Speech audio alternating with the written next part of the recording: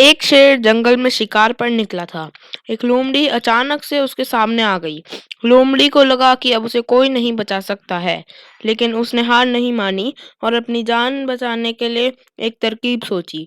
लोमड़ी ने शेर से कड़े शब्दों में कहा, तुम्हारे पास इतनी ताकत नहीं कि तुम मुझे मार सको। यह सुनकर शेर थोड़ा अचंभित हुआ। उसने पूछा, तुम ऐसा कह कैसे सकती हो?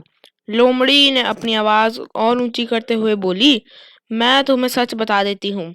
ईश्वर ने स्वयं मुझे इस जंगल और जंगल में रहने वाले सभी जानवरों का राजा बनाया है।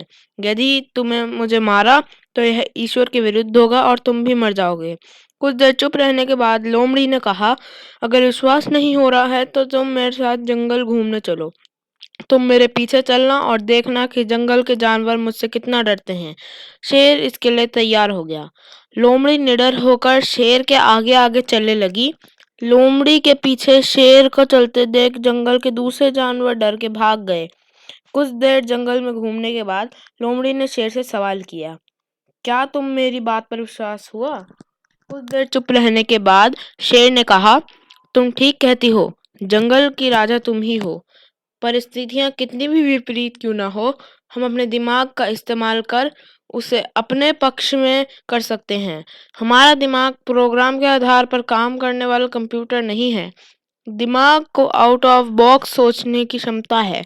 हर समस्या का समाधान तलाशने की ताकत है। यह सभी संभव होगा जब हम विपरीत परिस्थितियों में भी अपना धैर्य बरकरार रखेंगे।